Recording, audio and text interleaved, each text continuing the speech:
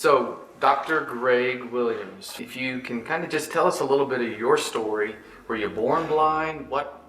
I was born with glaucoma, which is typically something that elderly people get, but I was born with glaucoma, and they didn't realize it until I was about 6 weeks old when my mom realized that I wasn't following her finger when she held me up to the mirror. They did perform surgery when I was about 3 to try to slow the progress, but it was unsuccessful. And so by the age of 5, all I could see were blotches of color. And now the only vision that I have is I can tell if a light is on or off, which means that I can see large shadows and things like that. So typically it will keep me from running into walls, but other than that, I have no usable vision at all. You know, everyone knows you as Dr. Greg. Even this week I said something to my wife about, going to be meeting with Greg. And she said, Greg who?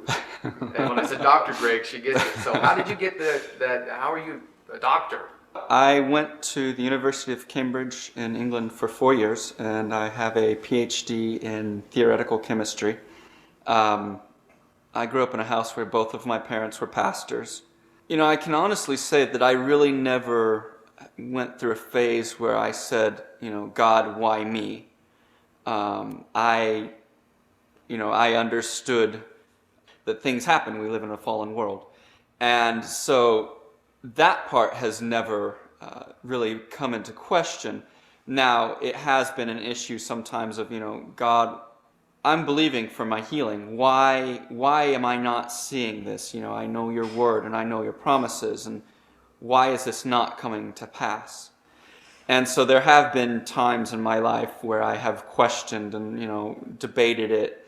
My job is to cooperate with what I know God has called me to do. And as I cooperate with Him, then His timing will take place. And I think there are some things that being blind has maybe given me the ability to speak into people's lives a little bit about dealing with hardships, about, although I don't really think of it in those terms. To me, it is strange when someone says, it's such an encouragement to see you do that, or, how is it that you go rock climbing or whatever. Well, I haven't done that in years, but I have. It was just never an option for me to allow blindness to be an excuse for not doing what I should do. What God has called you to do, He's also given you the provision to accomplish. And so, if you know that this is what God's telling you to do, then you have no excuse for not accomplishing it. Ultimately, I of myself can do nothing.